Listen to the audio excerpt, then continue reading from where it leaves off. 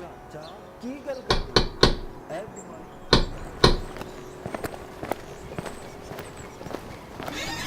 अस्सलाम वालेकुम। आओ जी आओ, की हाल है? वालेकुम अस्सलाम सुल्तान। आओ भाभी जी, आओ शौकत मियाँ, तुसी भी आओ। माशाअल्लाह सारे आए हुए ने। अस्सलाम वालेकुम। वालेकुम सलाम। शहनाज की जरूरत सी बशीर नूं नाल लियांदी। तैनूं पता भी है अज किन्ने लोग इकट्ठे होणगे ते सारिਆਂ ਨੂੰ पता है बशीर नूं टीबी है। ਇਹ ਸਾਰਿਆਂ ਲਈ ਖਤਰੇ ਦੀ ਗੱਲ ਹੈ।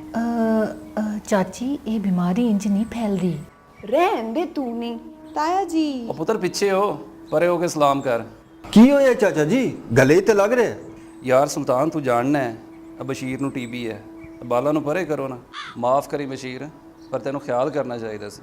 ਲੋਕਾਂ ਨਾਲ ਮੇਲ ਜੋਲ ਘੱਟ ਕਰਦੇ, ਪਰ ਤੈਨੂੰ ਇੱਥੇ ਆਣਾ ਹੀ ਨਹੀਂ ਚਾਹੀਦਾ ਸੀ।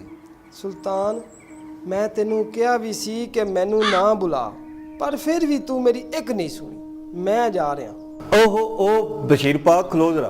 चाचा जी बशीर दे इत्थे होवन नाल किसी ਨੂੰ ਕੋਈ ਖਤਰਾ ਨਹੀਂ। ਮੇਰਾ ਯਕੀਨ ਕਰੋ ਤੁਸੀਂ, ਅਸੀਂ ਸੁਣੀ ਸੁਣਾਈ ਗੱਲਾਂ ਤੇ ਯਕੀਨ ਕਰਕੇ ਟੀਬੀ ਨੂੰ ਅਛੂਤ ਦੀ ਬਿਮਾਰੀ ਸਮਝ ਲਿਆ ਤੇ ਇਸੇ ਵਜ੍ਹਾ ਨਾਲ ਟੀਬੀ ਦੇ ਮਰੀਜ਼ ਬਹੁਤ ਤਕਲੀਫ 'ਚ ਹੁੰਦੇ ਨੇ।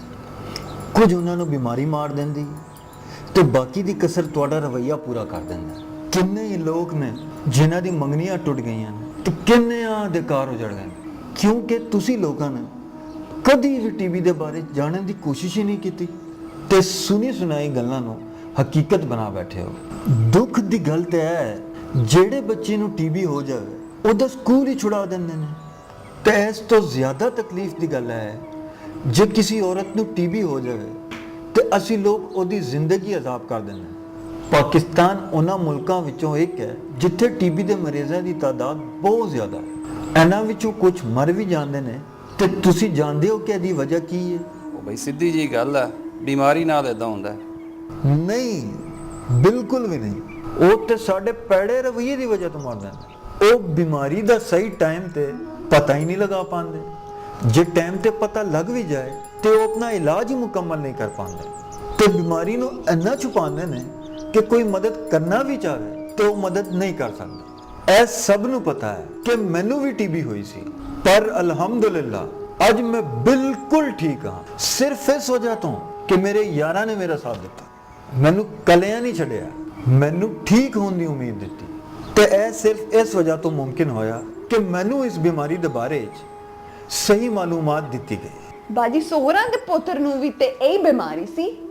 ਚੱਚੀ ਸ਼ਾਇਦ ਤੁਸੀਂ ਭੁੱਲ ਗਏ ਹੋ, ਉਹ ਤੇ ਡਾਕਟਰ ਦੇ ਕੋਲ ਵੀ ਨਹੀਂ ਜਾਂਦਾ ਸੀ ਕਿ ਲੋਕਾਂ ਨੂੰ ਪਤਾ ਨਾ ਚੱਲ ਜਾਵੇ ਤੇ ਦਵਾਈ ਦਾ ਵੀ ਨਾ ਆਗਾ ਕਰਦਾ ਸੀ ਤੇ 6 ਤੋਂ 8 ਮਾਹ ਤੱਕ ਡਾਕਟਰ ਦੇ ਮਸ਼ਵਰੇ ਦੇ ਮੁਤਾਬਿਕ ਇਲਾਜ ਮੁਕੰਮਲ ਕਰਨਾ ਬਹੁਤ ਜ਼ਰੂਰੀ ਹੈ। ਪੁੱਤਰ ਗੱਲ ਛੁਪੀ ਹੈ ਤੇ ਛੁਪੀ ਰਹਿਣ ਦੇ। ਉਹ ਯਾਰ ਉਹ ਗਲਤ ਕੰਮਾਂ 'ਚ ਸੀ ਤਾਂ ਹੀ ਉਹਨੂੰ ਟੀਬੀ ਹੋਈ ਹੈ। ਚਾਚਾ ਕੀ ਗੱਲ ਕਰਦੇ ਹੋ?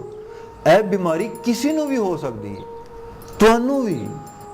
ਇਸ ਲਈ ਮਰੀਜ਼ ਦਾ ਇhtiyat ਕਰਨਾ ਲਾਜ਼ਮੀ ਹੈ, ਵਰਨਾ ਖਾਂਸੀ ਜਾਂ ਨਿਚ ਤੋਂ ਇਹ ਬਿਮਾਰੀ ਫੈਲ ਸਕਦੀ ਹੈ।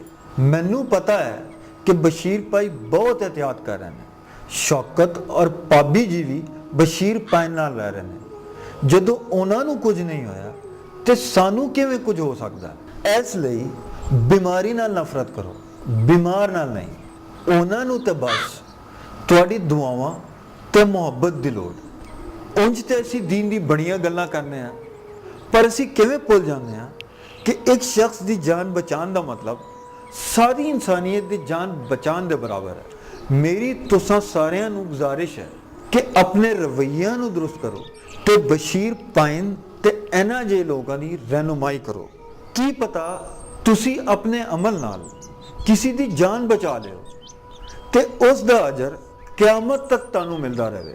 ਫਿਰ ਕਹਿ ਦੇਣਾ ਪੈੜੀ ਬਿਮਾਰੀ ਹੈ, ਬਿਮਾਰ ਨਹੀਂ।